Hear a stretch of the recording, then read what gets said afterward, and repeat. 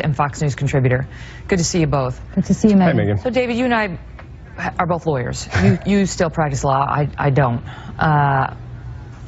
But you still know your stuff, Megyn. The problem is, we don't know whether this is true. And Donald Trump is being accused and tried in the court of public opinion. And we can't really get to we can't know what the truth is. There's not going to be a judge or a jury to resolve this before November 8th. But if what these women say is true, then we're not just dealing with a flawed presidential candidate, we're dealing with a sexual predator. So how are the American people to make sense of that in the next 3.5 weeks?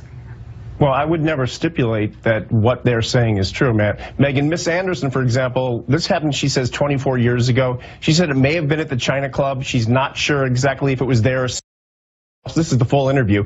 She said she doesn't remember who she was with. There were no witnesses.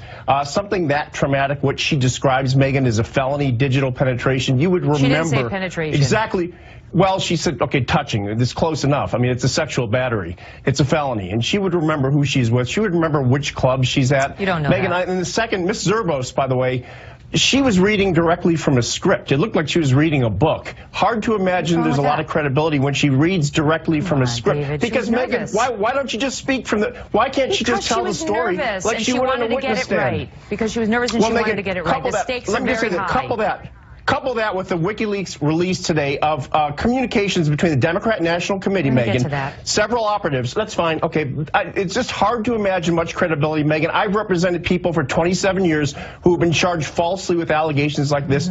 You would be stunned at the frequency with which people are charged with embellishments, with completely false allegations, with half-truths. Cases are dismissed. Cases are never filed. It's shocking.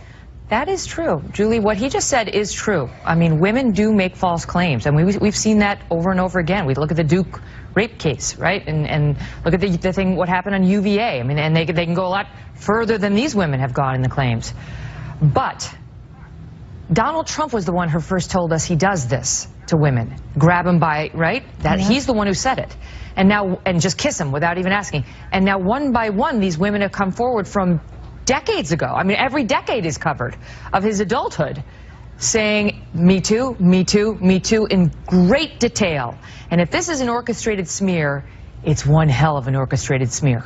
Well, yes, and let's put aside the fact that this may or may not be true, and Donald Trump deserves the presumption of innocence. What was most startling to me is not that these women are coming out now, because let us even assume that this is some orchestrated smear, which is hard to believe, but believe that it is. What was interesting to me is Donald Trump's reaction today to these allegations. Essentially, he was saying some of these women are not hot enough. Can we have that sound? Let's play it for the audience so they know what we're talking about. Take a look. You take a look. Look at her. Look at her words. You tell me what you think. I don't think so. When you looked at that horrible woman last night, you said, I don't think so. I don't think so. I was sitting with him on an airplane, and he went after me on the plane. Yeah, I'm going to go after. Believe me, she would not be my first choice, that I can tell you. Go ahead, Julie. As I said, let's put aside these allegations and let's just take him at his word. Do you have to be a supermodel to be sexually harassed or assaulted?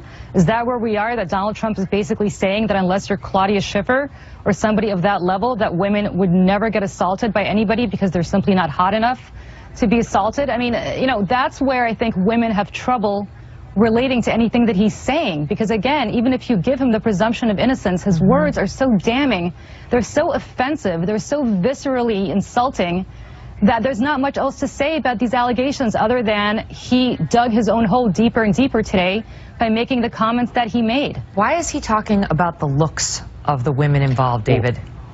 Well, when you hit Mr. Trump with a lie, with a slanderous, libelous allegation like this woman did, and that's his position, then he's going to hit back twice as hard, Megyn, and he doesn't hold back. By calling you ugly? That's the way he's going to handle it? You know what?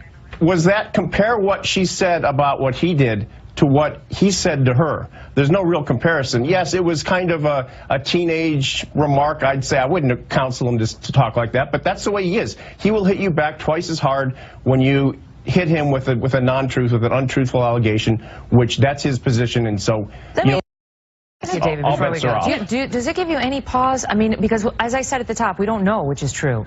One of these two things is true. Either he has been very unfairly accused, or he is a predator. Does it concern you at all that option 2 is still in play? No, because I've met him. I know this man. I've talked to him. I've seen him interact with my children. He's a wonderful, good man, Megyn. I wouldn't know the strain of. Everybody could have skeletons in the closet, Megyn. I'm not buying it. I'm not buying it. I know his character. To their guy friends. And the character of someone who does this is not Donald Trump's character. That's all there is to it. May I say something about this? I grew up in the 1980s with Dr. Cliff Huxtable, the beloved dad of all of America, and look where Bill Cosby